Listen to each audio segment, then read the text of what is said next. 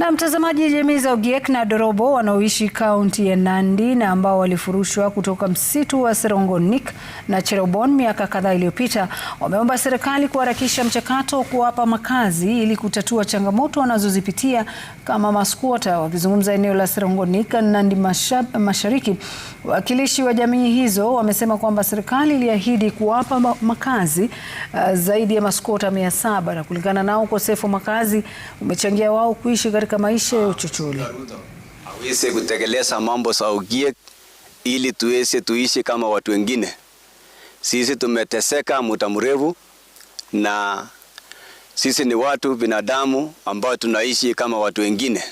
Lakini siku hii ya leo tunatangaza kwamba tuko Serongonik, mali tulivurishwa katika misitu ya Serongonik. Na hapa ni kwetu, tulizaliwa hapa na hapa ni nyumbani. Vile ulisema kufikia bunge ikifunguliwa wabunge wajadiliane ili mambo yetu ikuwe rahisi kwa hiyo katiba ya Ogiek. Kwa maana hiyo katiba ndio imesimamisha miaka rudi miaka nenda mambo ya Ogiek. Wewe ukuje upe sisi shamba tuishi kama wengine. Sisi hatuna maneno mingi, tunangojea tu shamba, watoto wanapata elimu, tunang'ang'ana na tunaenda kibarua ndio watoto wasome. Sha tumekata. We are now suffering terribly. Our children are not learning. Our parents are dying anyhow because of no support at all.